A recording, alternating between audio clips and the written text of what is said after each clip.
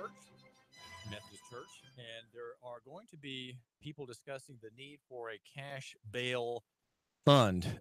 This will be, as I say, at First Centenary at 6:30 Thursday, and there'll be men and women who are going to be examining a grievous problem of injustice here in Hamilton County. And it is hoped that there will be donors and perhaps individuals, churches, businesses with a heart that will or who will give to this fund, where the money will be recycled. The money will be put up to pay the bail set by magistrates against people who are arrested in Hamilton County.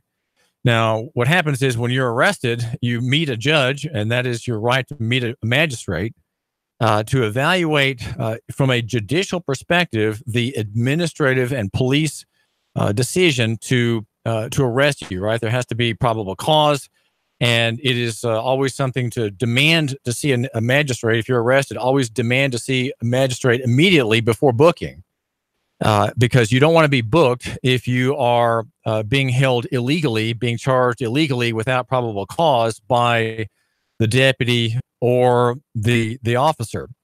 Now, as that process goes underway, you are at some point, assuming you meet the magistrate, he will set a bond for you.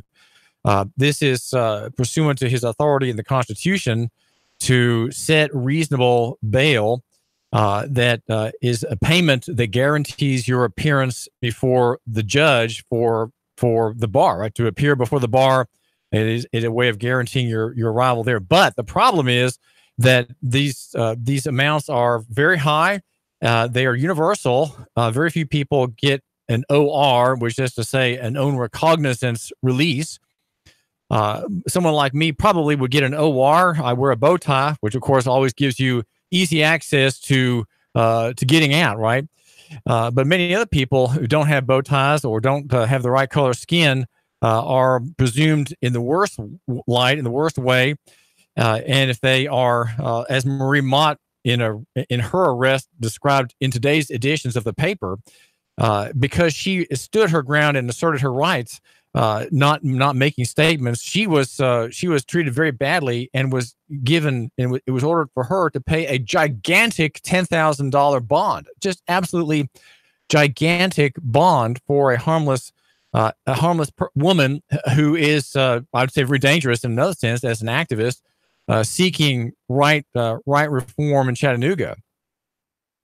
The meeting on Thursday will be about Christian people and others creating an asset pool of money that will pay the bonds for these people. Now, that doesn't mean that the money's gone for good.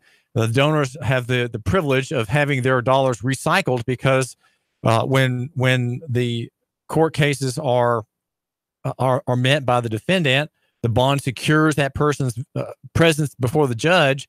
And when the matter is settled, usually there's a plea bargain. Almost everything is plea bargained today. No one goes to trial, it seems. This is a grave mistake that people do, is not going to trial. And when the matter is settled, the bond is returned, right? And what we want to do here, and what the activists who are cited in today's page one story, Philippe Lara and a colleague named Shropshire, what they want is to avoid having to enrich the bail bond industry, the middleman that is I believe it's fractionally leveraged promise to pay the court. And so the bail bonding companies, which are of course regulated and licensed, they don't have to put up money to the court. They just say, well, we'll collect 10% from the victim, the defendant, the accused, right? And that will assure his appearance in court. And so there's that 10% is lost. It is the profit of the bail bondsman and lost to the defendant. The problem is the defendants are many times poor, and depending on the time you get the information, as many as 2/3 of the people in that award-winning state-certified hellhole downtown, operated by Sheriff Jim Hammond, in good faith, he's doing his very best. That hellhole has half the people, or as many as 2/3 of the people there before trial. Why are they there? Well, they can't afford to pay the bondsman, and they don't have the money to pay the bond itself. So if it's a $1,000 bond, they have $100. Many of them have very low bonds like that, and they still can't make it. So for want of a C note, there is a man in the jail today, right now. There's a woman today, right now, in the jail, unable to pay for want of $100, which of course would be the bondsman's fee. He would keep that, and the defendant wouldn't get that back. Now, the event again is Thursday at First Centenary United Methodist Church downtown.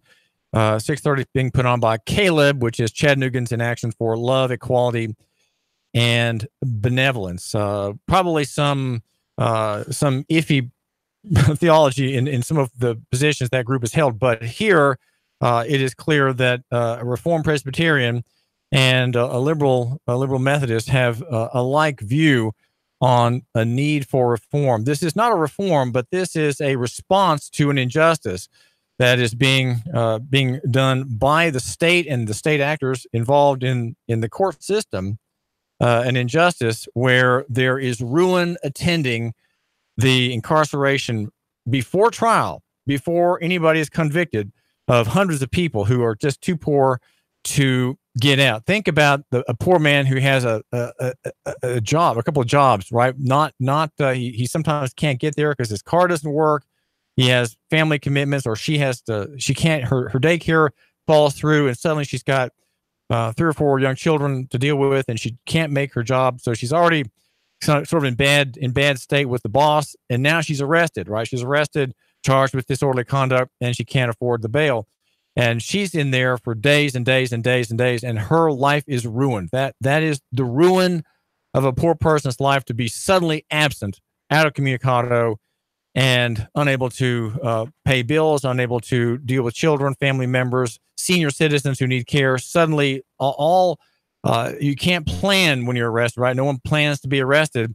And so people go into that hellhole in the county jail, and they cannot make any arrangements except for that one phone call, right? They have one phone call, then they can maybe have some visitation, maybe some correspondence gets out and in. But it is the ruin of hundreds of people here in Hamilton County, and the need for reform is very loud. The call for reform is loud, at least with me. And there are other states that don't have cash bail at all, and there is the Governor Moonbeam signing the bill, Governor Brown in California signing the bill to effectively abolish cash bail, though his reform may not be the best in that it gives real high authority over who stays and who gets to go out to judges. There's a discretionary element that comes into play in that state. And here in Tennessee, we have a drudger system. And Steve Smith, the public defender, is aware of these problems, and I'm willing to bet is very sympathetic to this project. So we have a state employee in the public defender's office suggesting that there be lenity and grace to these poor people. I can probably pay the bond, the whole bond itself, right? I could probably write a check for that, even though I'm a poor writer, a poor blogger, right? David Toulis, the blogger with the biggest pen. But many people don't have that. They don't have the means and to pay the bondsman's fee, which again is not restored. That is just insufferable for many, many people. And this is a problem that continues. And we are here at 92.7 Nuke Radio calling for a reform of this whole system. This system has to be changed. And from what I've read in this field, the bond doesn't really do anything to guarantee that people will show up. If people can't make it, there's a reason they can't make it. No one intends to not make a court date. That court dates are hard to forget, though some people may not be well organized and they forget. The bond does not do much statistically to guarantee a court appearance. It has very little effect on the actual purpose of the bond scheme, which is to make sure people are in court. And there might be some variance you could see in the issuing of bonds. If it's a very serious crime, the bond might be high. If it's a minor offense like a theft or pickpocketing or something like that, then most people simply just need to be told, here's your court date. And if anything, there could be a ministry opportunity in a service, or maybe the court system itself, having assistance for people who just need help getting to court. They have personal problems, right? They have family problems, they have job problems. I talked with a woman this morning who has 5 jobs. A single woman with 5 children. She has 5 jobs, and she is stretched very thin. So, and here she is. Her children are off this week from school, and her young one, whom sometimes she takes with her on her job, is with his brothers and sisters. So we have a problem here. This is David Toulis, and the number is 800-8949, 800-8949. And I want you to put this on your calendar. And if you're the man who matters, you, my listener, the donor who matters, right? The woman who matters here in Chattanooga. Put this event on your calendar and make sure you go to it. And it doesn't matter necessarily who the people are. You may not agree with them on everything. You know, they may have unusual ideas about what equality means or love. It doesn't matter on those points. Those are points of dispute on other occasions, on other headings, you might say, but not on this one. On this one, I think the left and the right, if you want to put a short handle on distinctions in Christianity, those differences can be laid aside for this. This is a very good concept, and I urge you, my listener, to be for it and take part in it. And if you can't go to hear why this is important and why this is a right justice issue for the 1,708 inmates in the mentioned in today's paper in the jail today, you can certainly write a check later. But this is something that I'm very concerned about, and I would like you, my listener, to make note of it also. Now, about that fatal limo wreck in New York, I think the story out of Albany highlights today Governor Cuomo saying that the limousine operator did not have his act together, right? And you know where I'm going to go with this, right? This is an extraordinary use of the road to carry people for hire. 18 people in the same motor vehicle, under state license, with an operator or driver at the wheel. It is a commercial operation carrying people, again, for profit, is a capitalist enterprise, and thereby subject to regulation. The driver of the vehicle, Governor Cuomo said, according to USA Today, the quote-unquote limousine did not have the appropriate driver's license to be operating that vehicle. So notice here that we expect, and rightly so, we expect that a private person may not have a driver's license or might not have one, but one who is involved in a commercial activity, right, a public activity subject to regulation, has to have one. And here we have 20 people killed, 2 pedestrians, and 18 people moving in that car/vehicle dead. Second, he says that vehicle was inspected by the New York State Department of Transportation last month and failed inspection. So you see why I'm not against, and you could even say I'm for. I'll put that in pencil. I'm for what we have here in Tennessee, which is to say regulation of commercial operators such as Durham School Services, which runs the Hannibal County school bus system. It is a commercial operator subject to licensure requirements. But as we point that out, and that's under Title 55 in the Tennessee Code, as we point that out, we add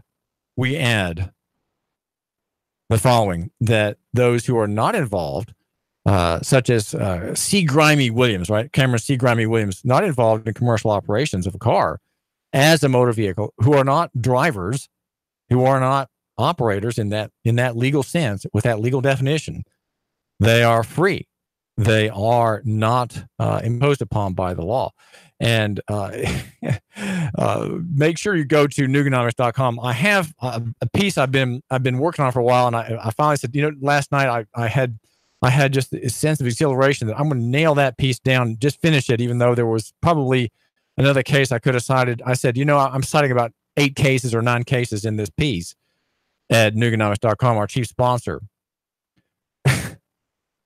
And I'm just going to let it go. And it is about the doctrine of notice, the whole doctrine of notice, transportation administrative notice, pointing out that people such as Cameron Williams and even Keela Jackson, these are members of the former the former enslaved race here in the South and in the North, African American people, as they're called. They have a right to use the road if they're not involved in commercial activity, like this limousine operator. If they're not carrying goods or people for hire, they have an absolute right to be on the road. If they're not committing a crime, they cannot be stopped. They simply cannot be stopped. And the essay today at Nuganomics.com is it runs to 2,500 words. Okay, I do write in detail because it is effectively it'll be an argument sent to attorneys at some point who are questioning the need for adhering and heeding the Toolesian analysis, the David Toulis analysis here. The number is 800-8949, 800-8949. There's been some discussion in the press today, in the printed news outlet about affordable housing, and I was going to get to this Friday, and so it's printed today because I have it printed out here right on my printout. And from the Times Free Press, a story about how Chattanooga is going to be a pilot site for home affordability program. And the thing is to remember about the problems we have in Chattanooga with lack of housing for the poor. The problem that we have is caused by the lack of a free market in housing. Now, when you have a free market in, let's say, hamburgers, you know good and well that you can get an inexpensive hamburger for maybe $2.50. Not much in it, not too big, maybe not many sesame seeds on the top of the bun, maybe not a lot of meat inside, maybe not a thick, crunchy bit of lettuce or a thick tomato piece. You may not get all that, but it's $2.50. But then you can go to another restaurant, maybe down in North Shore or on the reviving South Side on Main Street, and get a $13 hamburger, right? And because there is not regulation on what's offered, you have a great variety. You have the small, and the cheap, maybe for the poor person, doesn't have a lot of money, and then you have the big one, the big one that costs a lot of money with the fries an extra $5, right? For the hard hat guys working on a new apartment complex down there by the Choo Choo. Okay, so you have a variety because there's not regulation. You have both ends of the market. You just have to go to the place you want to find the product that you can afford. Well, it's the same with the housing market. We don't have a free housing market. And so the story that we have about trying to create one has a problem, right? The story doesn't really have a problem, I guess you could say, but the story describes people who want to solve a problem, but they don't want. Mayor Burke, the federal government, don't want and really do not understand the problem and cannot propose, perhaps, the solution. And the solution is an open and free market. And you have as an example of how that works, you have cities across the country. There are not a lot of them, but some. I think is it Houston? Yes, it's Houston that has no zoning. So what happened? There are areas of Houston subject to private covenants, but some of those covenanted areas are maybe more than one or two blocks, right? There's some scope to them, but in development, you have a much more natural, much more organic type of development and use of properties, and so you have places where there are poor tenement buildings or complexes or flats or blocks where people are crammed together. When they're crammed together, you get the most return on your investment if you're a builder or a property owner. And so and guess what? Poor people don't need a lot of space. They just need a space, right? If they're really poor, they don't probably have a lot of possessions. They don't have a lot of gadgets and home equipment like laundry machines, refrigerators, big stoves, washing machines and dryers. They may not have those. And so you don't need as big a flat for a poor person. And if you pile people in together, you have a rational use of space. You have a rational marketplace. And I want to get to what it is, the steps being made in Chattanooga that are, you might say, not solutions to them. You say, well, how do you problem? But there's just administration of it. So you don't solve the problem. You just administer it with a kind of simulacrum, a kind of pseudo pretended answer. And administrative solution where really just good people in trouble. It's really only a marketplace will solve this problem. We're not going to solve the problem because we have people in office who don't believe in a Chattanooga housing market. David. 3, 2, 1. Chattanooga Radio. Digital FM 95.3 HD4. 92.7 FM's news.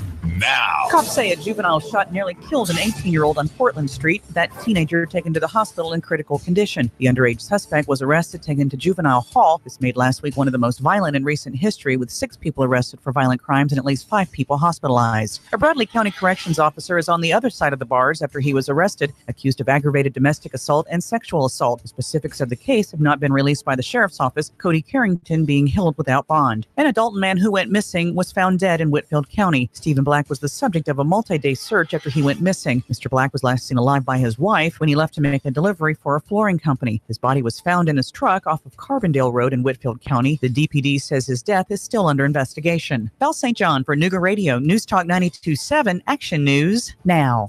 Chattanooga Morning News with Russ and Val. Weekdays from 6 to 9 a.m. on Nooga Radio, 92.7 FM. Cash, cash, cash, and more cash. Get 8.1% return on your money. Rick Davis can turn your cash into real money. Gold and silver bullion. American Eagle Gold. The banks give you a measly 1.9%. At Rick Davis Gold and Diamonds, you'll get 8.1% return on your money.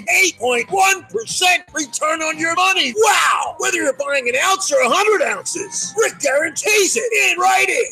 8.1% Rick Davis Gold and Diamonds. Brainerd Road, Chattanooga. Ghosts and ghouls of all ages enjoy ghastly delights from over 10,000 square feet of haunts and over 35 rides within Lake Winnipesaukee. Twisted Fun, Friday and Saturday nights, 6 to 11 p.m. and Thursday, October 25th, 5 to 10 p.m. It's fearful fun just for you. The secrets of Dye Ridge Medical Center await you. Maniacal mysteries and frights echo within its halls.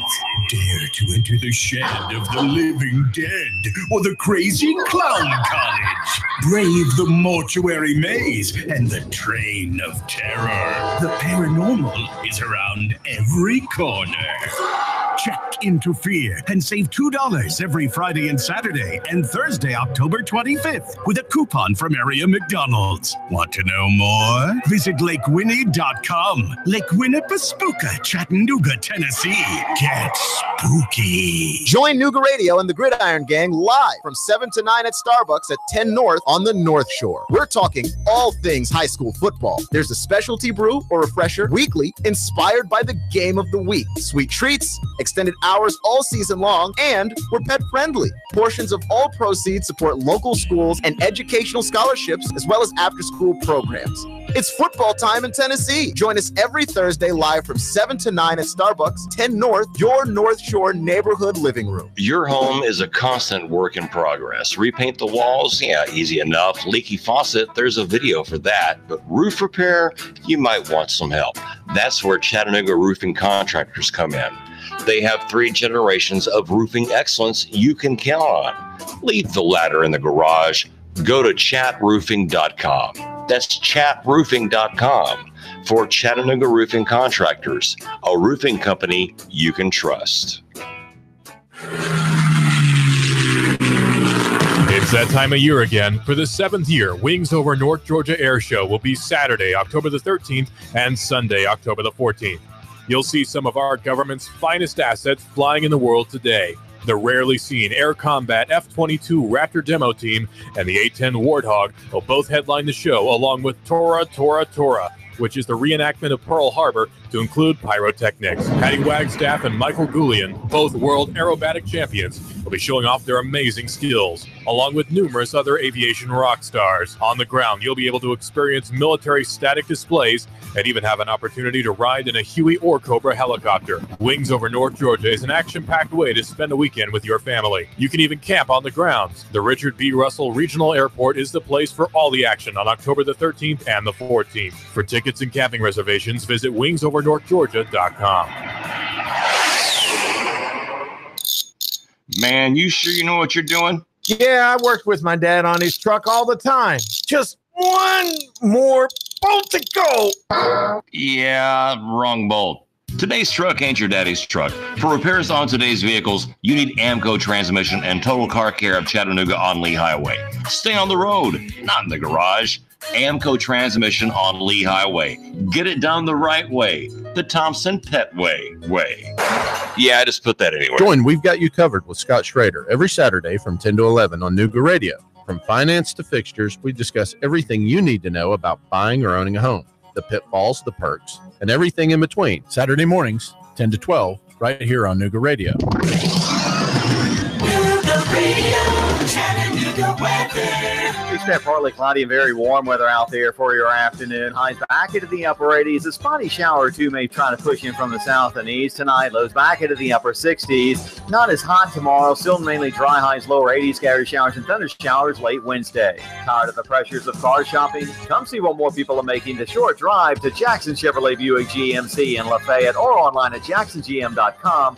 That's Jackson Chevy Buick GMC in Lafayette. And I'm Sortine 12 Chief Meteorologist Patrick Ford. The radio 92.7. Now, the smartest guy with a bow tie in Chattanooga, Tennessee, David Toulis.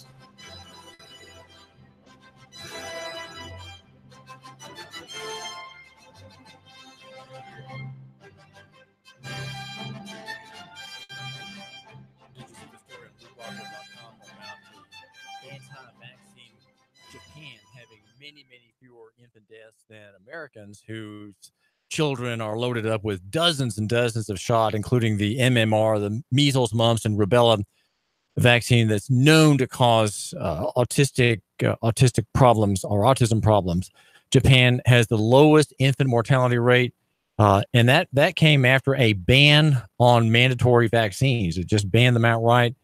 And took a lot of fire for it from the drug and vaccine industry. Most vaccines are not tested; they're just not tested. They're just put out there, and states and state-funded organizations say, "Well, you've got to get your vaccines if you're going to be a student in our plant."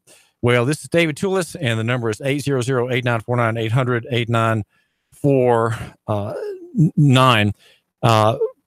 Andy Burke and city administration are making a show of administration, right? Administration as opposed to government. A problem that I think city council has as well. City council seems to not be a body that governs and does not really represent the people. It's a very thin and wan organization down there on 1000 Lindsay Street, judging by many Tuesday evening sessions I've observed. And Mayor Burke, though, maybe doesn't govern either. And what I'm suggesting is that as a pro-government person, David Toulis is very much pro-government in every sense of the word. I think we need to have some government from the city's executive branch, where there's a realization that management and regulation of the housing sector by the city and by regional planning organizations and the Hamilton County City, the City Hamilton County Regional Planning Office are the cause of the problem in the lack of affordable housing. There's a storyline that pops up in the headlines about the affordable housing crisis or problem. And it exists because we don't have in Chattanooga, and we reject the free market. And we become so used to regulation that we have 10-year plans, we have long-term plans that the city through state law is bound to commit to planning efforts by people who are better than you, right? People who are smarter than you, more educated than you, have some civil engineering background, perhaps, and some of them even wear bow ties, right? So that must mean that they're better than you. John Bridger is the one of three people at city council meetings who wears one. One is Mr. Sammons, I believe, in the purchasing department of Mayor Burke, and then there's me, always on the front row, right hand side, where I can stick my mic on the public podium there, that is warmed up at the end of the meeting. David Toulis here. Make sure you go to the Wings Over North Georgia Air Show. That's Saturday and Sunday at Russell Regional Airport. We'll be there, and we'll be able to enjoy unusual and amazing combat aircraft. There's the Air Combat Command F-22 Raptor demo team. Will be flying around and showing off, and also an A-10 Warthog with it's an anti-tank, a bunker buster, low flying, very sneaky and highly armored plane. You can also ride a Huey or Cobra helicopter. Buy tickets at wingsovernorthgeorgia.com. That's wingsovernorthgeorgia.com. If you can't attend, we'll be broadcasting live from the air show on Facebook, and also Nuga Radio 92.7 FM. And this is David Toulis. I do appreciate your tuning in today here for a few minutes with me. That's all I ask for on the David Toulis Show. Just a few minutes of your time. I know it's valuable. Love your neighbor and buy local. And make sure you go to my crowdsourcing page on GoFundMe. That's the David Toulis Show. Been on the air for 6 years, trying to raise a little capital to pay my way here at the radio station.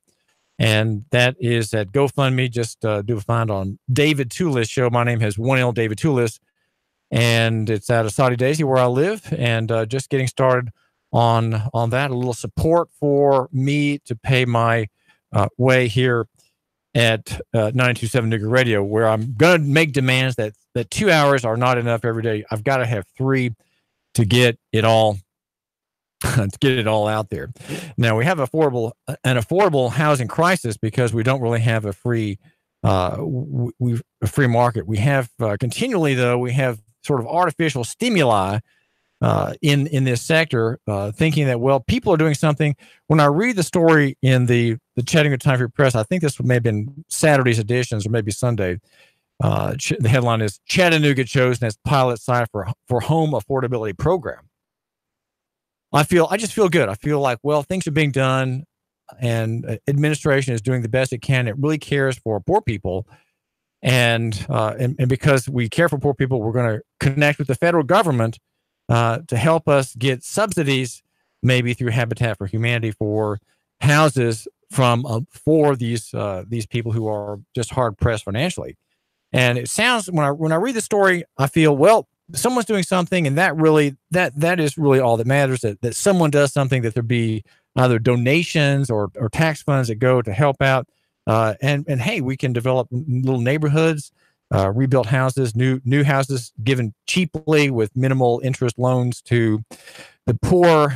And if we have a little city administration, a little city management to help that go along, that's really all that we want the mayor to do. We really don't expect a lot out of the mayor. We're used to not expecting much from Mayor Burke, and so that's good. That's a good effort, and we are glad to hear about that. The story mentions Ralph Perry, who is the executive director of the Tennessee Housing Development Agency, and he makes reference to what the story in the TFP refers to as an appraisal gap. And this is a Story Friday. The state is setting aside $500,000 paper dollars to pay for nonprofit developers like C&E here in Chattanooga to pay the difference between the appraisal and their actual cost for building or renovating housing. So you have money losing effort that developers take part in. They take part in that. They know they're going to get covered. Their expenses will be covered, and their profit as well. And so again, what I want you to see here is, and I've got several points out of this story that I think are useful to consider, and we sure appreciate the TFP for telling us about this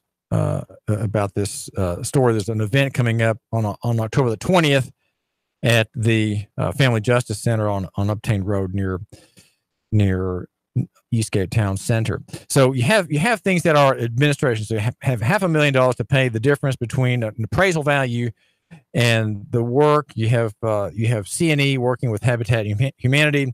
Again, these are quasi-market actors. They're not genuine. One is charitable. The other is sort of in the nonprofit profit sector. There's a leveraging of tax dollars to make these things happen. The city is dedicating $1 million in its budget for this, which means, of course, there's a lot of job owning. This story is a fruit of the job owning process. You talk about something enough, you give people a sense of belonging to the city, a sense of identifying with good work that helps people get affordable housing, right? Housing that they pay for, either in a mortgage or in a rent, and things are better. People are where they belong. God is on His throne in heaven, and all is right in the world, as you read in a Bertie Wooster novel, a Woodhouse novel. You often have that expression, and you are, as the story says, building a constituency for the effort. So you don't have a free market. See, what's happening here is we're setting aside the free market, but what we have are politics. We have politics, and that's what building constituency for the issue is all about. That's a phrase in the story. We have people unconcerned about this, and so we have to generate a kind of public concern for housing, so that people will be concerned, and there'll be a consensus, right? And then you end up with a $20,000 grant maximum per house. You don't want your funds to go down too quickly, so you limit the amount that any one person can get for a subsidized house at $20,000. And in that part of the story mentions in the TFP, I think maybe Saturday's editions, it mentions that the party who gets that promise of funding agrees to stay in a home for 10 years. If they stay in the house for 10 years, they don't have to repay the grant. So you get kind of commitment, a kind of a bribe commitment to stay in a particular district, in a particular house for a decade. And then you get the freebie at the end. So again, what we have here, see, this all sounds very good. I mean, I like the sound of this. My heart is warmed. Okay, let me just say I think these are good, but what we have is not a marketplace. The free market doesn't operate like this. The free market doesn't require consensus. It doesn't require building support for an issue, right? The free market, when people are free, doesn't involve newspaper coverage. It doesn't involve mayoral councils. It doesn't involve state officials talking about a pot of money that's going to be going to help poor people. Those things don't come in. If you have a free market, poor people find their houses without assistance. They can find a place to live for $200 a month. They can find a place to live for $300 a month. They can find a place to live for $600 a month, and the lowest rents are probably $800 or $900 a month in Chattanooga, and poor people simply cannot afford that. They simply cannot.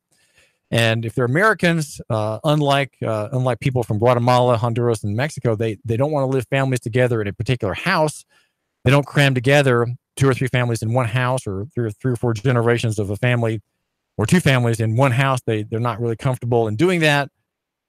And so they're not really able to be thrifty and to save. And so they're really stressed out. And the marketplace, if it's free, will have a place for everyone, even, as I suggest, for people who are homeless and have zero income, right? Zero income, zero assets. That is the your shantytown is my housing free trade zone concept, where I think roundly I got negative feedback, I think, from every person with whom I talked about this, including family members who are wealthy, investor types in Nashville. Even they just said, well, it sounds very idealistic, David, but people just cannot accept the fact of a shantytown where everybody is poor together. But in my conception, the owner of a block of land gets to keep the property if he has his shack there for 2.5 years. That's how you establish ownership. You give a poor person, a homeless person, right, with just a few belongings in a couple of plastic bags. He becomes an owner if he builds his shack from construction site cast-offs in this particular area, and then he can either sell that land or trade up in the world if he's going to move on. That's called the Your Shantytown is My Housing Free Trade Zone concept, which I raised as an election issue in the last mayoral run. And one candidate, Chris Long, was already thinking in that direction. He was very, very advanced model candidate, Chris Long, running for mayor against Andy Burke. Of course, Andy Burke swooping in over everybody with a gigantic war chest and a very, very high-tech, amazing digital presence online, astounding work there with his Democratic youthful operatives and campaign volunteers and highly placed SEO types doing some of his work for him. So Chris Long didn't have a chance. Neither did the genuine leader in our city, the genuine statesman in Chattanooga, who also ran for mayor, Dave Crockett. Well, we need to have freedom, and I realize saying that is just kind of pointless. It's pointless to say that, partly because saying that we need it doesn't accomplish anything. I think I'm better using my time and using your time, since you only give me a couple minutes a day. I really appreciate that. Is to say that, would it not be good if we could long for that, if we could desire that, and then see continually the non-fulfillment of what happens, to feel jilted, to feel oppressed by the fact that we don't have a free housing market. And so we have merely jawboning about affordable housing. Affordable housing, when job owners get at it, is either capital or lowercase. The capital version is kind of a holy grail. Affordable housing is something that is kind of a mantra. It's something that we have, as if before God, we have to make this happen so we can take care of our lower income people. And then there's affordable housing, which is lowercase AH. And I'm a lowercase type of guy. And I would say, well, it's not a big deal. Just let there be a free market. Let there be houses that people share by design. Let there be no setbacks. Let there be an end to telling people what to do with their refurbished lots, with their developments, especially in areas that are homes where there are mostly dwellings. And then zoning is always going to be dirty water. Sometimes clean water, but it's a dirty tap. The tap has got a lot of crud in it, and you may get clean water for a while, as we are here in Chattanooga with form-based coding. Form-based coding has some reform ideas, some good things about it, but it is going to get out of date before you know it, and will cause untold harm upon Chattanooga. And there's a story by Chuck Marone at strongtowns.org. I was just dipping in there this morning, moving on from sunk costs. And it's about malls and how malls are the fruit of bad thinking, right? The fruit of bad thinking. He says, yet it doesn't change the fact that constructing the mall back in the 1980s was a mistake, a huge mistake. He says it was part of a series of policies that destroyed the economic ecosystem of our downtown.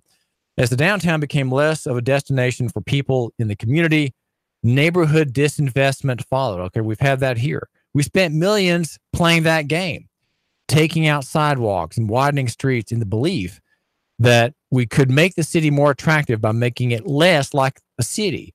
And now we're overwhelmed with maintenance obligations, expenses that weren't remotely covered by the tax base that the new development created. From a policy standpoint, this was a disaster, and that's before the mall started to fall. Even with a moderately successful mall, we were going broke. Now, the problem is that there's not a sense of neighborhood. There's a scale problem here in the coming financial disaster in even cities like Chattanooga, which are victimized by post-World War II growth thinking, which he calls the growth Ponzi scheme. Again, that's at strongtowns.org, strongtowns.org. I recommend that you subscribe. I'm a subscriber there, and think that there are many important things that we should consider there. One is that growth should be on a human scale. It should not be built on the presupposition of the motor vehicle, which has changed the scale function and has created not vertical growth but horizontal growth that cannot be sustained. This group argues that many of our investments, and I would think I would try to extrapolate what they're saying, and I would say probably their bleak analysis of uncovered costs would touch on the WWTA project in Ottawa. And that I think is the story that's not mentioned in the press, the coverage last week of that hearing at the county commission didn't cover that, though I did make a point of mentioning the problem of growth that goes horizontally.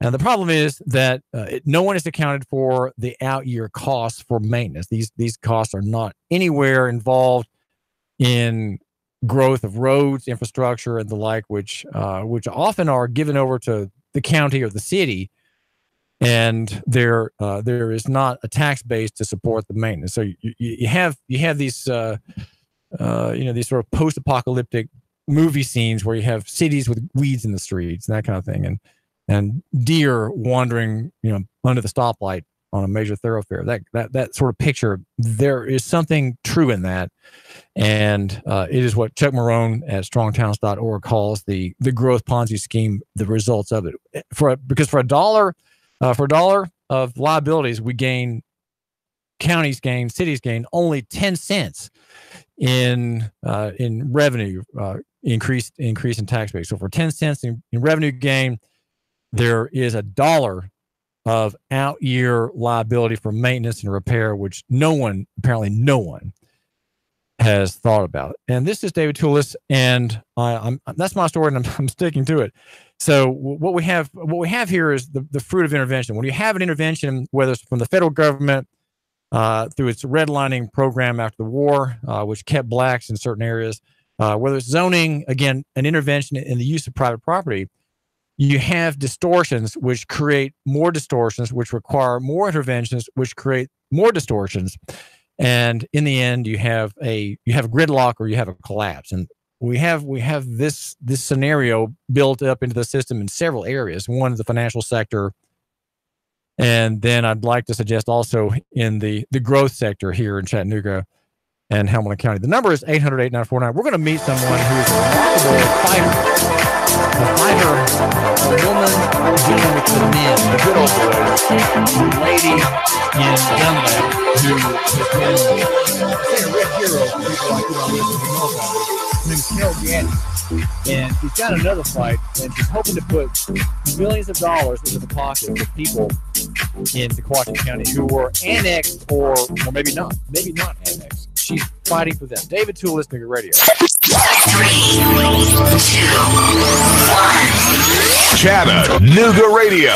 Digital FM 95.3 HD4. 92.7 FM's news now. Cops say a juvenile shot nearly killed an 18-year-old on Portland Street. That teenager taken to the hospital in critical condition. The underage suspect was arrested, taken to juvenile hall. This made last week one of the most violent in recent history, with 6 people arrested for violent crimes and at least 5 people hospitalized. A Bradley County corrections officer is on the other side of the bars after he was arrested, accused of aggravated domestic assault and sexual assault. The specifics of the case have not been released by the sheriff's office, Cody Carrington being held without bond. An adult man who went missing was found dead in Whitfield County. Stephen Black was the subject of a multi-day search after he went missing. Mr. Black was last seen alive by his wife when he left to make a delivery for a flooring company. His body was found in his truck off of Carbondale Road in Whitfield County. The DPD says his death is still under investigation. Belle St. John for Nooga Radio, News Talk 92.7, Action News Now. Sean Hannity, weekday afternoons from 3 to 6 p.m. on Nooga Radio 92.7 FM. Nooga Radio 92.7.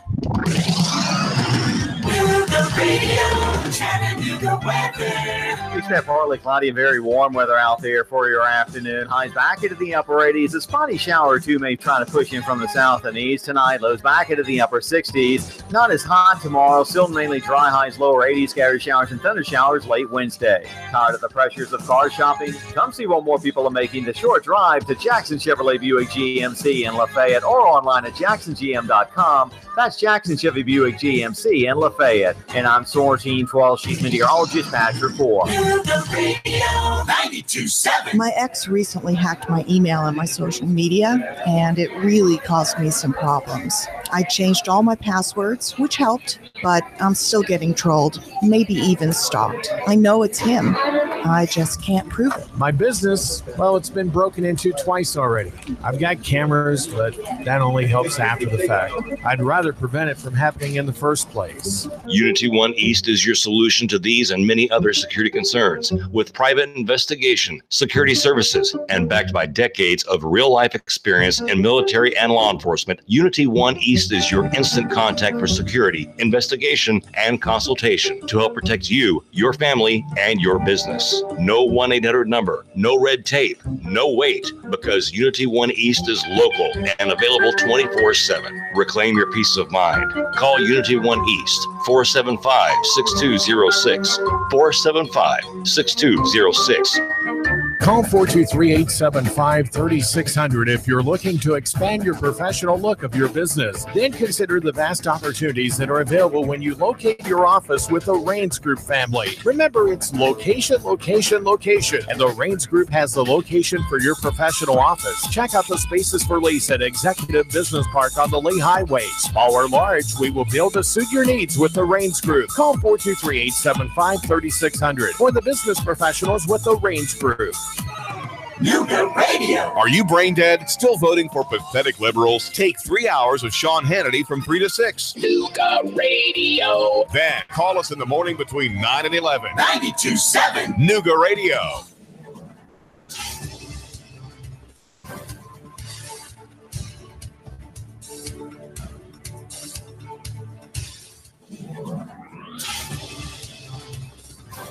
WPLZ HD4 Ottawa, W224AZ Chattanooga. Serving Chattanooga. Broadcasting live from the center of the universe, the Tennessee Valley's most listened to news talk station. Nuga Radio 92.7. This is CBS News on the Hour, sponsored by ZipRecruiter. I'm Jim Shenevy. Officials in New York say the limo involved in Saturday's crash in Schoharie, New York, had failed an inspection last month and should not have been on the road. Also, the driver did not appear to have the proper commercial driver's license. Former NTSB chairman Mark Rosenker is a CBS News consultant. There clearly are some issues with the operator. He or she would know what their drivers are capable of doing. He or she should know the motor vehicle is roadworthy and has been in compliance with the inspection process. The driver was killed along with all 17 passengers and 2 pedestrians. CBS's Chris Van Cleve. Seatbelt use, or the lack of it, may help investigators understand why so many people died in Saturday's New York limo crash. Research shows backseat passengers are less likely to buckle up. And while nearly every state requires front seat passengers to wear a seatbelt, 22 states do not have a similar law for those in the back. Nearly half of all traffic deaths last year were unbelted. Hurricane Michael churning up the waters off the western tip of Cuba right now. It's on a path that likely will take it to a landfall on the Florida Panhandle by Wednesday as a major hurricane. Impacts from wind, rain, and storm surge could begin tomorrow night. This means in 36 hours. Florida Governor Rick Scott says the biggest threat may be from the water and not the wind. Do not take a chance on storm surge. 7 to 11 feet of storm surge is deadly. The water could be over roofs of houses. I cannot stress enough how dangerous the storm surge can be. Deputy Attorney General Rod Rosenstein teamed up with President Trump on a flight to Florida for a convention of police chiefs. Correspondent Stephen Portnoy. Before he left for Florida, the president told reporters he was looking forward to spending time on Air Force One with the man who oversees the Russia probe. I actually have a good relationship other than there's been no collusion, folks, no collusion. Despite reports that Rod Rosenstein spoke of taping Mr. Trump and invoking the 25th Amendment to strip him of his powers, the president said he had no plans to fire the deputy attorney general. And of their 30-minute talk on the flight, Mr. Trump said it was great. Stephen Portnoy, CBS News, the White House. 2 Americans share the Nobel Prize in Economics, William Norhaus of Yale University and Paul Romer of NYU. I got 2 phone calls this morning, and I didn't answer either one because I thought it was some spam call. So I wasn't expecting the prize. The 2 won for their work on the economics of climate change and the innovation needed to address the problem. On Wall Street right now, the Dow is down 70 points. This is CBS News. ZipRecruiter, the smartest way to hire. ZipRecruiter's technology finds qualified candidates for businesses of all sizes. Try it for free at ZipRecruiter.com/free. Hi, it's Patti LaBelle. You've seen me cooking in my kitchen on TV. I know you have. I'm as comfortable making sweet desserts in my kitchen as I am making sweet music. And when I make my delicious treats, there's only one egg that's good enough for me and my family. Eggland's Best. With 6 times more vitamin D, 10 times more vitamin E, 25% less saturated fat than ordinary eggs. And better taste. It doesn't get any better than the best. Eggland's Best. Pay off credit card debt with a personal loan from Marcus by Goldman Sachs. When you have a family, life adds up. A new semester of school, a new season on the team, and new goalie pads to go with it. Now your youngest wants to learn an instrument. And of course, she didn't pick the harmonica. Debt happens. It's how you get out that counts. Get a personal loan from Marcus by Goldman Sachs. Fixed interest rates and no fees, ever. Learn more at marcus.com.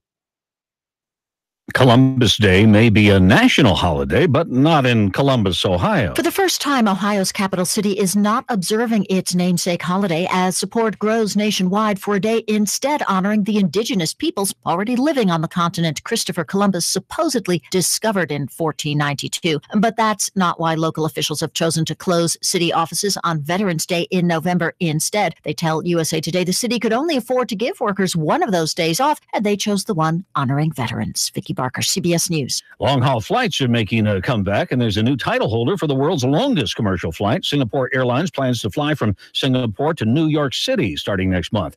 That's 10,400 miles aboard an Airbus A350 ultra-long-range aircraft. The thought of 18 hours, 45 minutes aboard a plane gives you pause. Consider this flight will have no economy seats. It'll carry a maximum of 161 passengers. Jim Shenevy, CBS News.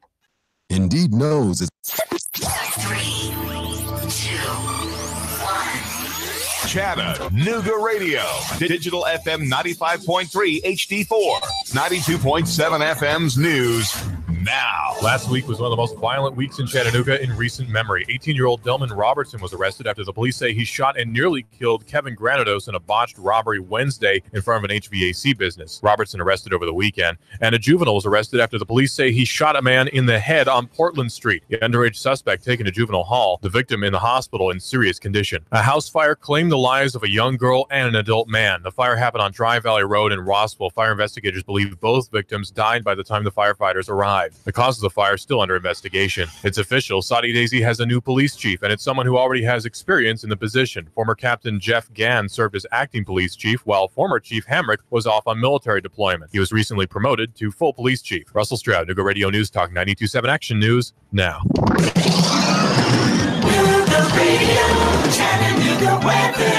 Expect partly cloudy and very warm weather out there for your afternoon. Highs back into the upper 80s. A spotty shower or two may try to push in from the south and east tonight. Lows back into the upper 60s. Not as hot tomorrow. Still mainly dry. Highs lower 80s. Scattered showers and thunder showers late Wednesday. Tired of the pressures of car shopping? Come see what more people are making the short drive to Jackson Chevrolet Buick GMC in Lafayette or online at jacksongm.com. That's Jackson Chevy Buick GMC in Lafayette. And I'm Sortine 12 Chief Meteorologist Patrick Moore.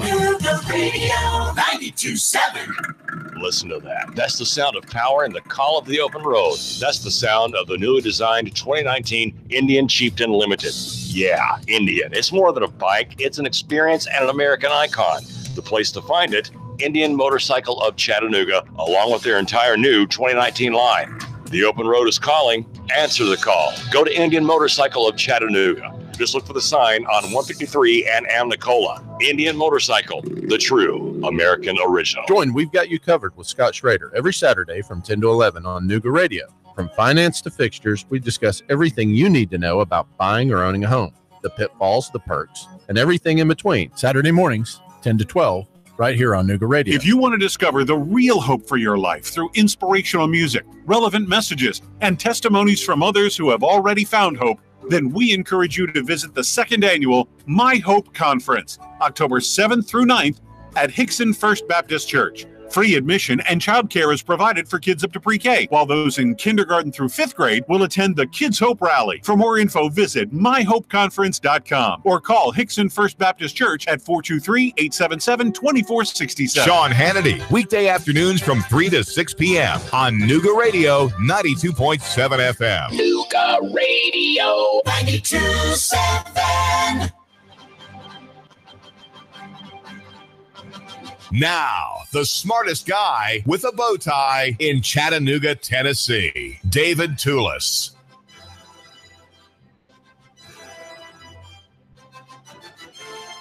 Municipal government is often slapdash, careless, and operating outside the law. Think about this. Think about an annexation in 1972, and you are in an area that you think has been annexed. You start paying the tax bill, you pay it again the next year, then the next year the taxes go up, you pay that, you grumble, and then 5 years later, 10 years later, still paying the tax, gone up a little bit, you're paying. What would happen if one of your neighbors, let's say Carol, one of your neighbors, Carol, said, wait a minute, we have not been actually annexed into that city, and I'm going to challenge it under a new law that was written and gotten passed by State Representative Frank Nicely, a rural legislator, a very conservative Republican, and I'm going to challenge the annexation. Well, that's what's happened. And here now, if you live near Dunlap, Tennessee, in Sequatchie County, you may be a beneficiary of tens of thousands of dollars in refunds from taxes paid since 1972 under an annexation that Carol Gaddy, the constitutionalist, is making. She's challenging the annexation effort by the town, and though she lives a carbine shot from City Hall, she says she's not in the city because the vote was not made. There is no record of a annexation vote by the town fathers back then, just before the abortion ruling was passed, Roe v. Wade. So the people in that town have an interest in her success. And we have Carol here in the studio. Carol, what is it that you're arguing? And in a nutshell, you have something in your hand in the way of a ruling or an order in your appeal on this matter. What are you claiming, Carol Gaddy? Well, David, it's been almost 4 years, and the mayor confronted us and said of course he wanted to steal our property at that time through eminent domain. So he said, you're going to tear this house down, and if you don't, the city's going to sue you. So this started the fight. I want these listeners to understand that the mayor of Dunlap and his city attorney, Stephen Greer, Dwayne Land is the mayor, is the one that drew first blood, so to speak, and it has been a bloody fight. The new law was passed during the term of this battle, this challenge. Well, the challenge began because the city of Dunlap's charter online in 2015 stated that their borders was ended at the center of their southeast corner was in the center of Coops Creek. Well, my property lies southeast of Coops Creek. And the city is northeast of that bend and the creek. City is northwest. I searched the records, the data, at the Register of Deeds office, and I found out that all their previous annexations had surveys, and all mentioned original town of Dunlap. And of course, I went and got the survey for the original town, also at the Register of Deeds, and conclusively, with documents on file, legal documents, plus the city charter, both demonstrated that I was not within their municipal boundary. They had no right to tell me to tear my house down. My lovely home that my husband and I had spent 20 years making beautiful just the way we wanted it. So anyway, they filed suit and began to seek a court order in Chancery Court, 12th Judicial District, for a demolition order. And they wanted inside my home to do a second so-called inspection. And I said, no. You have no right on my property. We stood them off at the gate 3 times. After the new law, we're the first case, and this is important to people in Tennessee. This covers this new law that Frank Nicely and Janice Bowling worked on for the people of this state is very important. And our case is the first test case. Of course, we had to, through administrative law, the Secretary of State's office, Department of State, has administrative judges. Well, that is where the case is for hearing. The property owner, now the law states the property owner does not have to prove their case. They do not have to prove anything. The new law says the municipal corporation must prove beyond the preponderance of the evidence that they did a legal annexation. And I realize David did say they annexed, but I'm calling it an arbitrary annexation, but not a legal annexation. And even the Department of State, Secretary of State's legal archives research proved no documentation of any annexation ever occurred in August of 1972. Well, as David mentioned, that we are going to prove our case. We have proved our case.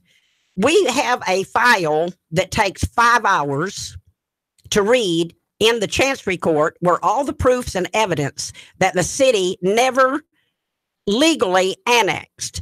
And as our further search, because of these Department of State hearings, we've had 2 hearings on this. And the second one took place in July, and we waited, and the administrative judge returned an order that they call an initial order on September the 26th. And if no action taken by the administrative judge by October the 18th, 2018, Gaddy's petition for reconsideration will be deemed denied. Well, we answered. We had 7 days to answer that when that order came down. And I was in Oklahoma at the time and just printed it out, and the hotel put it on their fax, and I got it in on the 26th, which was the day before the deadline. There were 7 days to respond to their initial order. And I gave them more reasons. Now, the administrative judge on every order should be dismissed. Every initial order they have drawn should be dismissed, because every one of those orders is a legal document that proves they are not carrying out the law. How are they not carrying out the law? As it was Steve written, Brownell is the judge. As it was written, because every one of these orders make a comment that the property owner did not offer any new proofs, or the property owner has not proven. Well, the law states doesn't say the property owner has to prove anything. All it says is the property owner has to file, and the municipal corporation is the one that is to prove. So the administrative judges have got to turn around their thinking. I don't know if they're so brainwashed into their own processes with State Equalization Board. Under the State Equalization Board, the property owner must prove, according to their rules under administrative law. But under this new law, the property owner has to prove nothing but the municipal corporation. So you're challenged through the Secretary of State's office. That's under the Administrative Procedures Act, Uniform Administrative Procedures Act. That says, okay, here we have this state creature, Dunlap town, the city of Dunlap, which is being challenged in its 1972 expansion that went south, and it claims, and you assumed for the longest time, your property. Now, you're saying the law, you simply have to make the challenge, and that body has to prove it. So it has to have written documents. Exactly. It has to have records. It has to have photocopies. Or at the hearing, there was one witness who was on the stand for more than an hour, Ivan Condra, 84, former property assessor. He had nothing. I asked him what did he have to show for. He said nothing but what's in my head. He had no documents at all, and no one from the city was there that I could tell that said, here is the record of this vote, and here's who voted for it, and here's who's voted against it. There's not that David. ordinary kind of proofs of something having occurred. But remember, the city recorder, Mr. Hatfield, was there. Both of these state hearings has had Mr. Hatfield sit there. And who's Mr. Hatfield? He is the keeper of the books of Dunlap. Okay, and Stephen Greer sitting there. The attorney. Yes, and I have filed directly to his office, hand-carried it, had his secretary date and sign it that he received it. The last thing, which is new, that we're asking for in this last hearing, was we wanted the minutes of the city commission meeting where this alleged ordinance was read before the local legislative body. Naturally, we did not live in Dunlap at that time. We didn't buy our home there till 1997, and this transpired over 44 years ago. Well, they have not produced those minutes of those city commission meetings. So why? My question is why, David, have they not done that? We have asked for other proofs of the city. This city has offered absolutely no documentary proof and evidence whatsoever. And they're under the burden of this law that states they must prove their position beyond a preponderance of the evidence. And just because an administrative judge draws up a initial order stating that the city has proven beyond the preponderance of the evidence, these documents are not in the administrative file because the Stephen Greer city attorney has not produced these documents. What does Administrative Judge Darnell's order say in the way? Does he defend the preponderance of the evidence statement? What is his basis? This is the second hearing, and all they do is repeat that line in the new law that says the municipal corporation has proved beyond the preponderance of the evidence. Well, just because a judge or a person who is a lawyer says it does not make it so. We want to see the documents that prove that they are complying with the law. So we're talking with Carol Gaddy. David Toulis here. Thank you for tuning into the program, 92.7 FM and 95.3 FM HD4, brought to you by Router Pros in Cohutta, Georgia. A very, very aggressive business that takes care of pipes and waters and drips and all plumbing needs. Also brought to you by Nuganomics.com. There's an important story out this morning at Nuganomics.com, an analysis of the doctrine of notice. Make sure you read that. It's chock full of citations and an explanation of why I think that my notice project will bring real reform in Chattanooga. We just have to get people to use this notice for their own personal purposes in traveling on the roads. Carol Gaddy is... Let me give phone numbers to the people, David. Okay? Which phone? Do I have time? Sure. Go ahead. Listen, this is a very important law to every person that owns private property across this entire state of Tennessee. And I'm asking you, call your state of Tennessee Department of State's office. That number is 615-741-7008. And if you don't want to talk with anyone on the phone or a secretary and you don't want to fool with that, write up something on your computer, fax it. Their fax number is 615-741-4472. And complain to the Secretary of State, Trey Hargett. His department is violating the people's new law. And there's a story. The only story in the press about this is one that I wrote at Nuganomics.com. Just do a find on Gaddy, Gaddy, and you can find it. The date was July 17 of that hearing. Carol, how many people let's say outside of Dunlap, given your perspective, how many people outside of Dunlap are potentially able to likely to gain something if you prevail? How many? Thousands, not hundreds, David. Thousands, which is the reason that the city is fighting this so hard. And of course, the city attorney, being a lawyer, has got his little connections with state government. And unless the people listen, our Constitution, David, states under our Article 1 Declaration of Rights for the people of Tennessee that if your government becomes oppressive and breaks the law and harms the people, they're not serving the people. It states that it's the people that must rise up and change that circumstance. So that is in our state of Tennessee Constitution. But I find that the people don't want to rise up, or maybe they don't know how to get together and share this information, which is the reason I'm on this radio station. And that number again with your Department of State. Now, the J. Richard Collier is the judge who is director over the administrative judgeship in Nashville. And you may get through and be able to speak with him. That's J. Richard Collier. And what do you want the listener to say? I want them to complain that the current administrative judgeship is acting as if under the old rules, under equalization board rules. When the new law, his judges are literally violating this new law, David. In other words, the law states the property owner does not have to prove anything. Now, we have offered proofs, but they are filed in a chancery court file in Sequatchie County. That's in the lawsuit file. The number is 800-8949. That's 800-8949. If you have a question or you want to make a comment about this story, which we've covered, and we've covered Carol's ordeal in great detail, going back just now for maybe 3 years. Your case began about 3 years ago. Is that right, Carol? 3.5 years ago. And your main point that the listener wants to have in the back of his mind is that there is no such thing as administrative or municipal necessity for a search. There is no such thing for a search. A search of your property has to be propelled or fueled by or allowed by a warrant, right, or probable cause. Well, David, there's no such thing as administrative necessity. They were calling their search an inspection. They said, we want to get inside your house and inspect. And I said, no. I said, as a matter of fact, we have an extensive background in construction.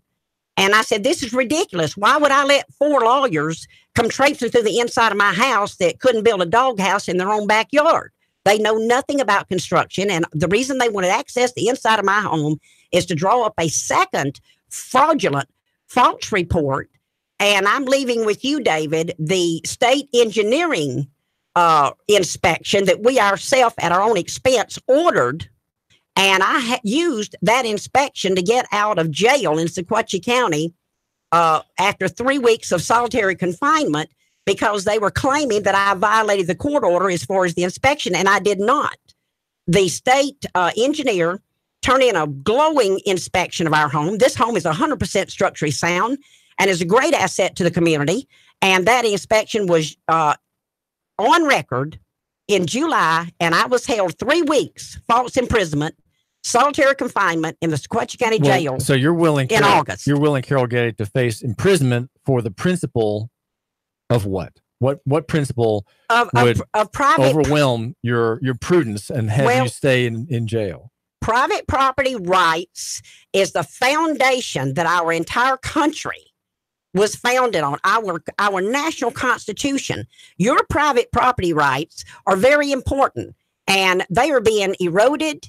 And the old-fashioned word, you got to go back in some old law to find this word, is exaction.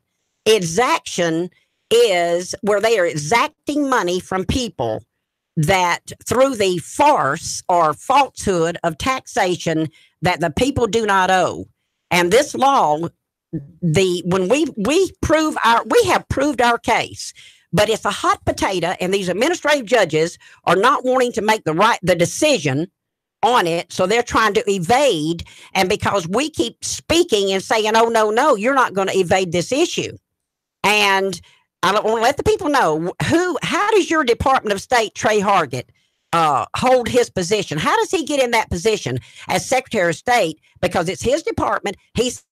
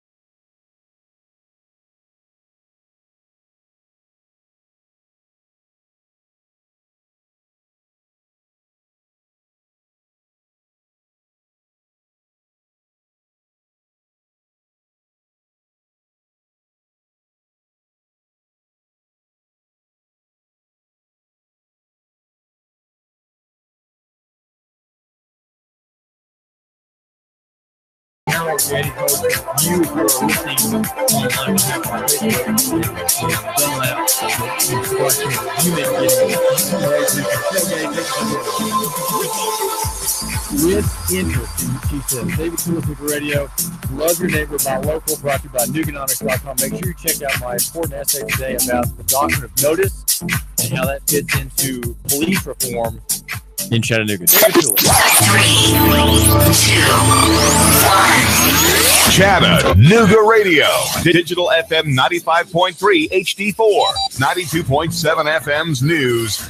Now. Cops say a juvenile shot nearly killed an 18-year-old on Portland Street. That teenager taken to the hospital in critical condition. The underage suspect was arrested, taken to juvenile hall. This made last week one of the most violent in recent history, with 6 people arrested for violent crimes and at least 5 people hospitalized. A Bradley County corrections officer is on the other side of the bars after he was arrested, accused of aggravated domestic assault and sexual assault. The specifics of the case have not been released by the sheriff's office, Cody Carrington being held without bond. An adult man who went missing was found dead in Whitfield County. Stephen Black was the subject of a multi-day search after he went missing. Mr. Black was last seen alive by his wife when he left to make a delivery for a flooring company. His body was found in his truck off of Carbondale Road in Whitfield County. The DPD says his death is still under investigation. Belle St. John for Nooga Radio, News Talk 92.7, Action News now.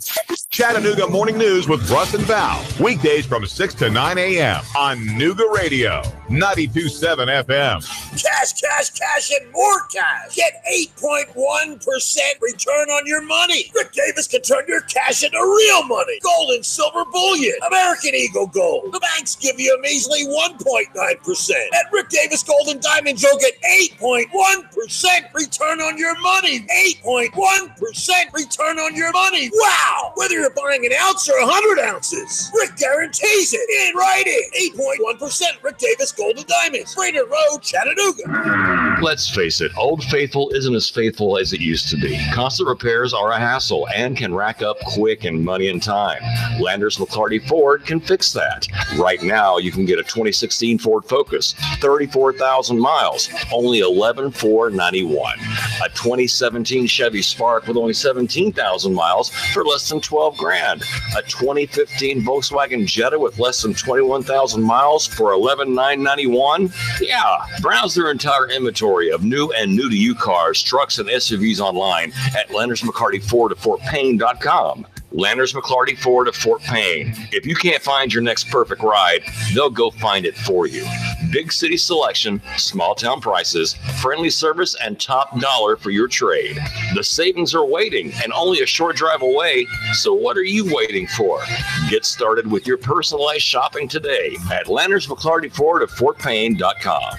Join Nooga Radio and the Gridiron Gang live from 7 to 9 at Starbucks at 10 North on the North Shore. We're talking all things high school football. There's a specialty brew or refresher weekly inspired by the game of the week. Sweet treats, extended hours all season long, and we're pet friendly. Portions of all proceeds support local schools and educational scholarships as well as after-school programs. It's football time in Tennessee. Join us every Thursday live from 7 to 9 at Starbucks, 10 North, your North Shore neighborhood living room. Your home is a constant work in progress. Repaint the walls? Yeah, easy enough. Leaky faucet? There's a video for that. But roof repair? You might want some help. That's where Chattanooga roofing contractors come in. They have 3 generations of roofing excellence you can count on. Leave the ladder in the garage. Go to chatroofing.com. That's chatroofing.com for Chattanooga Roofing Contractors, a roofing company you can trust.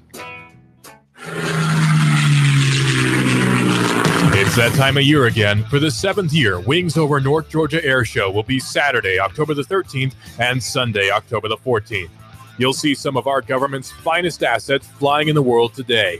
The rarely seen Air Combat F-22 Raptor demo team and the A-10 Warthog will both headline the show, along with Tora, which is the reenactment of Pearl Harbor to include pyrotechnics. Patty Wagstaff and Michael Goulian, both world aerobatic champions, will be showing off their amazing skills, along with numerous other aviation rock stars. On the ground, you'll be able to experience military static displays and even have an opportunity to ride in a Huey or Cobra helicopter. Wings Over North Georgia is an action-packed way to spend a weekend with your family. You can even camp on the grounds. The Richard B. Russell Regional Airport is the place for all the action on October the 13th and the 14th. For tickets and camping reservations, visit wingsovernorthgeorgia.com.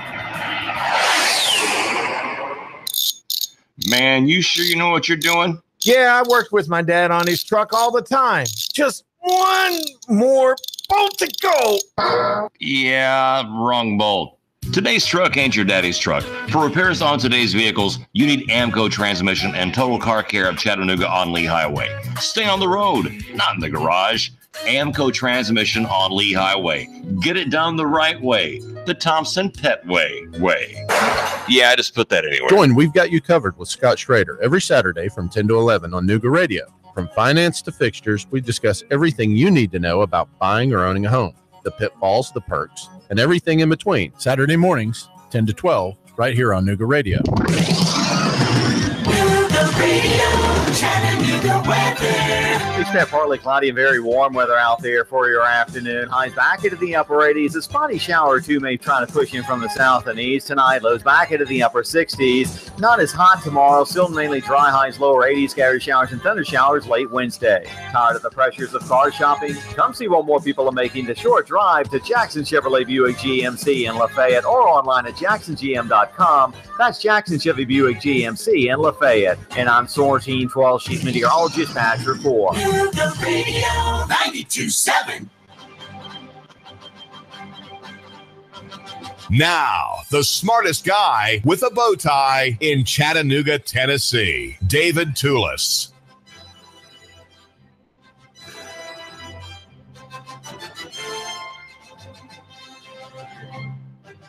Jeanette, not what you heard about my success in the battlefield. This morning, when I came down at 4 o'clock, I came with my rubber shoe in hand into the kitchen where I, of course, make my coffee.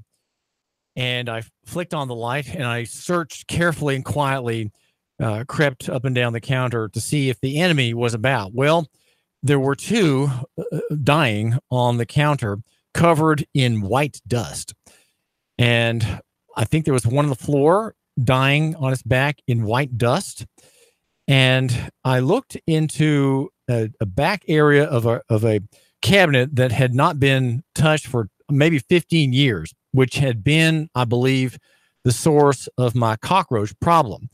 And this was a discovery I made Saturday when I went back there to the very end of the wall in our kitchen and found many of these horrible pests. And I said, this is where our problem is from. We have old canned food here with plastic lids. We even have cans unopened from Y2K, which means that they're 18 years old and certainly destined to be thrown out. And here is the food for the infestation that we have been fighting. Now, what about this white powder? Well, the white powder is called diatomaceous earth. Diatomaceous earth is the remnant of plankton, and it is a special, very safe, and non-chemical way of treating insects such as fleas and cockroaches. And it's, in fact, if there are two grades of it, there's a food grade, and then there's, I think, just a regular grade. But the food grade is one that bakers and family and people who run storage houses and granaries use to kill pests. Right? You just sift it into your beans, your pods, your bread, your baking seeds, and you will kill any bugs that grow there or that are hatched there. They're killed by touching this white powder. And the white powder is, as I said, it's plankton. These are exoskeletons of plankton that are, I don't know how prehistoric or how old, but the powder, which feels very fine in your hand, it's even finer than talcum powder. It's sticky. It has a kind of a sticky quality to it. So when you get your hand in it, your hand is sticky. And that is because there are these little very sharp edges in these skeletons, these microscopic skeletons. Those are death to cockroaches. They kill cockroaches. So if a cockroach rushes through a field of diatomaceous earth spread very thinly across the edge of your counter or along the floorboard there under your sink or against the stove or behind the refrigerator, he's going to be cutting himself hundreds of times. He gets cut, and then he starts feeling kind of bad, kind of feeling woozy. Then what happens is he's drying out. The cuts in his exoskeleton are places from which he bleeds his juices there in his death chamber there behind the slightly rotted wall and the dust where he meets his end. And that's what happens with his encounter with diatomaceous earth. And I like diatomaceous earth is because you can eat it. I mean, it's something that if you have the food grade, you can have it in your bread because it was in the berries that you stored in your garage for those years. That your teenage daughter, right, who's learning things and maybe on her way to being a granola wench, is learning. So she's cooking her bread and she's getting from the supply of wheat berries that she grinds in her electric grinder there certain mornings of the week. I know this was my life in my house for many years. I think two of my 4 children were bakers. My eldest son was a baker, grinding the wheat berries, which were stowed with diatomaceous earth, and then coming to my office. I was at the newspaper. I'm remembering one picture I took of him, 8 years old, crossing East 11th Street to come into the Times Free Press newsroom, where he had many customers. He had his arms just full with Walmart bags, and each bag was a loaf of bread bagged with 2 paper sacks, for which he got $3 a pop. So he would walk out one day. I remember he walked out of the newspaper office with about $60. It was a very, very exciting time for him. And he was a very hardworking young man. His name is David.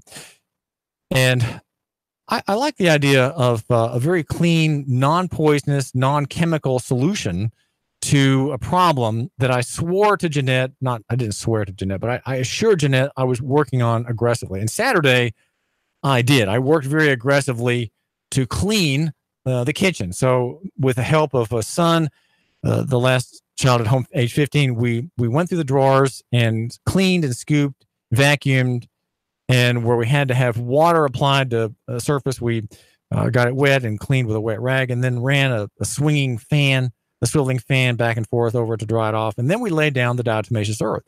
And there was nothing to be seen this morning in that corner where we had seen the nest, if you will, the hub of cockroach activity in the David Tulis house. And so I'm confident that if I continue my labors in cleaning and laying this down, it's a little messy. It's a little messy. Even in the knife drawer, for example, which I haven't gotten to, which is right under the stovetop.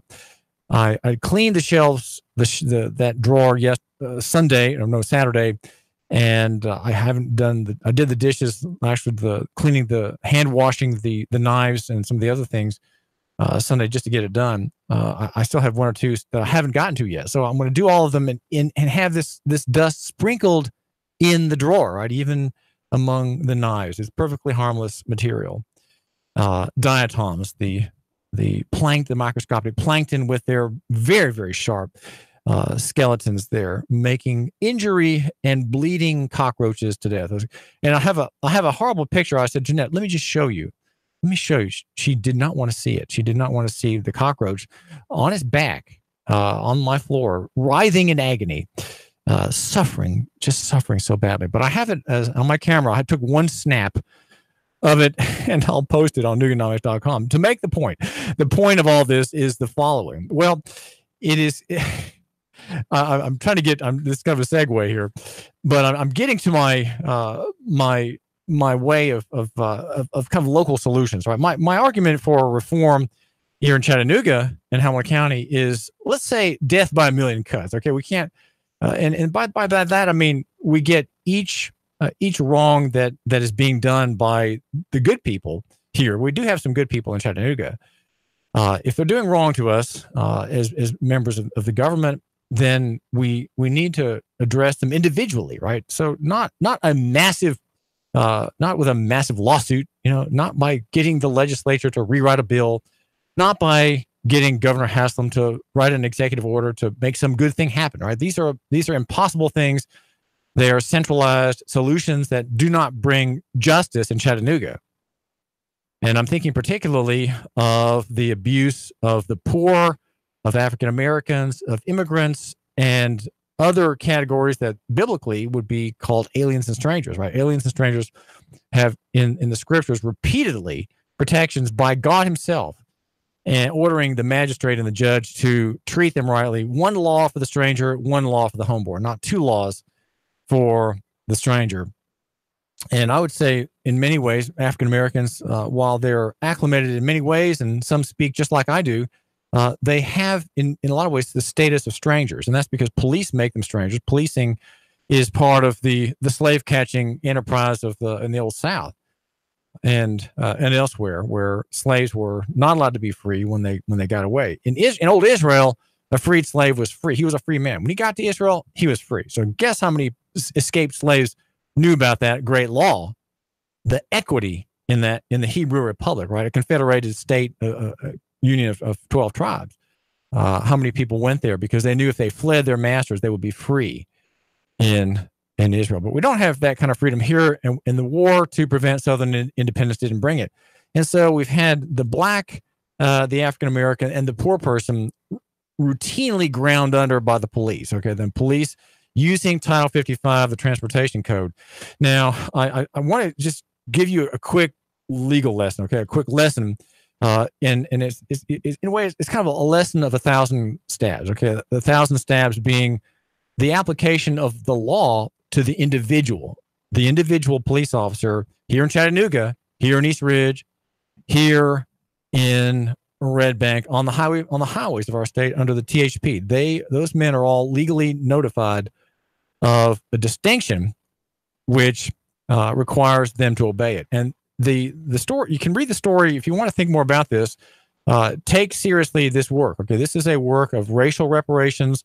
It is a work of Christian reconstruction. It is a work of Christian rebuilding based on existing structures and not requiring anything new, right? It is new. This is a new effort in the United States. I believe it's new in the country. This kind of thing has not been done, as far as I know, by anyone, though there are similar efforts in New Hampshire, and there was maybe 15 years ago a similar effort in the legislature in Georgia, Bobby Franklin trying to get a bill passed. Here, we're not passing any bills. We're just saying, okay, this law is clear, and you, the officer, have to obey this law. And the doctrine is notice. Notice creates an obligation, especially if law is cited. If you go to Nuganomics.com today, you can read my story. It is a legal analysis. Now, I don't give legal advice, and I'm not giving it here, but I want you to understand that the Notice Project is called Transportation Administrative Notice. Has huge potential for blessing Chattanooga. It is a blessing that I'm trying to bring about. We just have to get people who are military, police-oriented, state-oriented. They are progressive people. They serve a socialistic commercial government. All of them, they are under notice. And the doctrine notice, in a nutshell, is this. Let me just give you an example of Chat State. When you're a student at Chat State, you go there, you have a handbook, the student handbook. And according to a court case that dealt with that very question about a student handbook and its authority, you are bound by the handbook. Okay, the handbook is notice to you of all the rules. Some rules have no real consequence. Some rules have, if violated, consequences of medium level. Others have consequences of high level. Some rules, if violated, bring expulsion, right? So you know what the rules are. Even if you don't read the book, enrollment, writing the check, putting your name into the registry makes you bound by the notice. You are bound by notice, even though you may not personally be notified. So what I've done with a great effort, really a love for the people of Chattanooga and Helena County, is to create a notice about the law. The law In a nutshell, the law for police authority over people in cars and trucks is a foot wide, but it is being enforced as if it were 2 yards wide. 20% of the roads traffic today are commercial, 80% are private. So you see what the problem is. The enforcement of state laws that cover transportation are placed upon and enforced upon everybody, 100% of the users of the road, even though maybe about 20% only are subject to that title. It's called Title 55. That's why sometimes you hear me talk about the double nickel reform. Well, that's what we're saying. Legal knowledge is personal knowledge. And so if we have an officer who is arresting someone who, especially if that person cites the notice, right? You cite the notice when you're being arrested for a traffic offense. You have a tort lawsuit that you can file against that person, even though he may personally not have known anything about this project. He is bound legally under the doctrine of notice. So there's a 1978 case, State Board of Regents of University versus Gray. And it says, a handbook, it says, we hold that actual knowledge of the rules in the handbook was shown by proof that a copy thereof was handed to the appellees, okay, so the students. The rule upon, and here's another case, Covington versus Anderson. Just listen to what this says here, okay? So if cops know that there is travel, and they pretend that all travel is transportation. Transportation, of course, is the use of the road for hire, carrying people or goods for hire for profit. It's called an extraordinary use in the law. And Shannon's Code made it very clear from the beginning. And many, many, many court cases show from the beginning that the statute, Title 55 and also Title 49 in the federal code, apply only to private users, okay? Not only to public users, only to commercial traffic, like the New York limousine, right? That party in that crash killing 20, that was commercial use.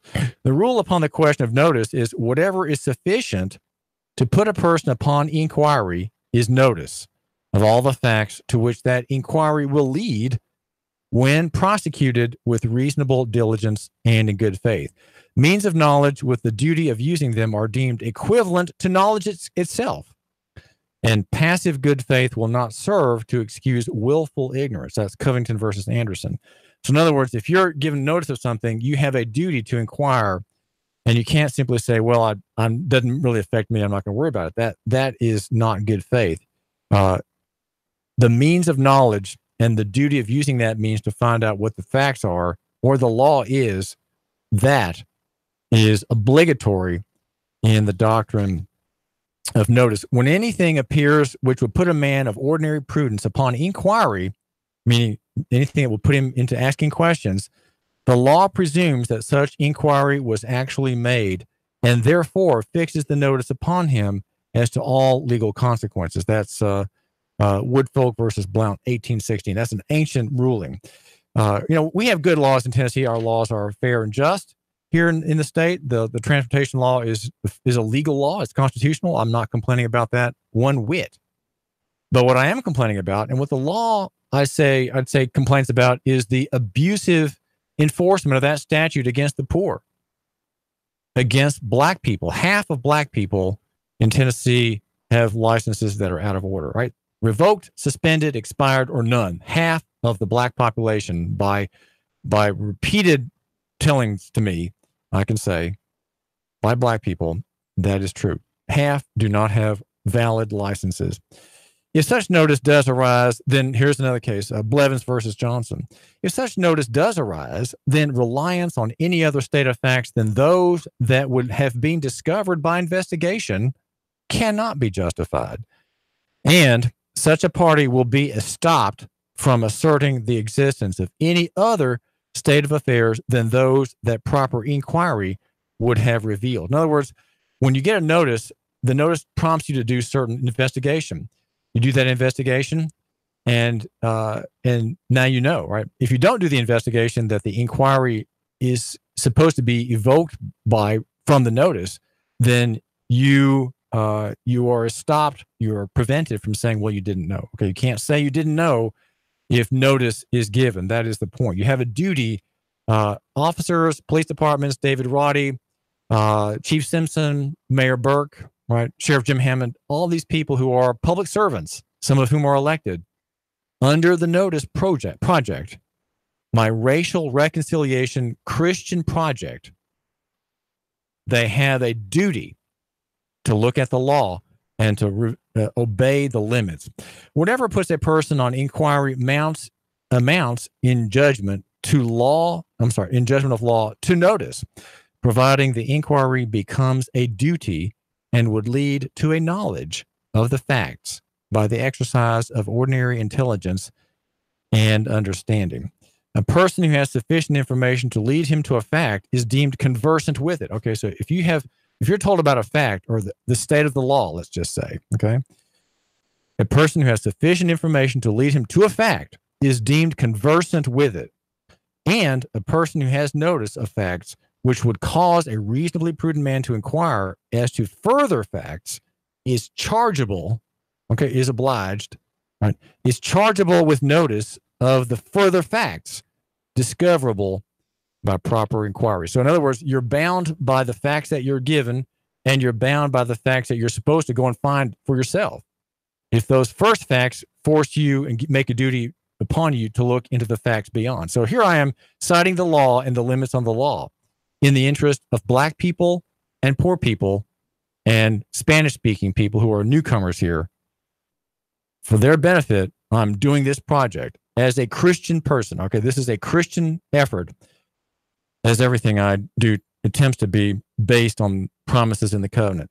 No man can recover upon the theory of fraud or mistake with respect to any matter of fact about which he has actual knowledge or, and get this, or legally imputed knowledge. So you can have actual knowledge of the limits in the statute as you're a police officer, but you can also have legally imputed knowledge. In other words, you don't actually know what the notice is about, but because the notice was given to your superior, your principal, and you're his agent, you have, in fact, legally imputed knowledge. In other words, not actual knowledge, but legally imputed knowledge. The number is 800-8949, 800-8949. The essay at newgonomics.com it runs long. It's 2,400 words, but you can forgive me that. And the people who matter read my work, okay? They read it, and they are proud for the freedom that we have. We have freedom in Chattanooga.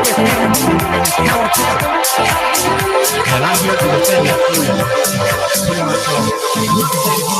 Make it happen.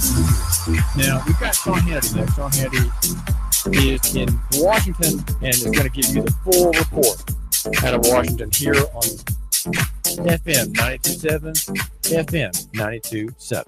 3, 2, 1. Chattanooga Radio. Digital FM 95.3 HD4. 92.7 FM's news now. Cops say a juvenile shot nearly killed an 18-year-old on Portland Street. That teenager taken to the hospital in critical condition. The underage suspect was arrested, taken to juvenile hall. This made last week one of the most violent in recent history, with 6 people arrested for violent crimes and at least 5 people hospitalized. A Bradley County corrections officer is on the other side of the bars after he was arrested, accused of aggravated domestic assault and sexual assault. The specifics of the case have not been released by the sheriff's office, Cody Carrington being held without bond. An adult man who went missing was found dead in Whitfield County. Stephen Black was the subject of a multi-day search after he went missing. Mr. Black was last seen alive by his wife when he left to make a delivery for a flooring company. His body was found in his truck off of Carbondale Road in Whitfield County. The DPD says his death is still under investigation. Val St. John for Nooga Radio, News Talk 92.7, Action News now. Sean Hannity, weekday afternoons from 3 to 6 p.m. on Nooga Radio 92.7 FM.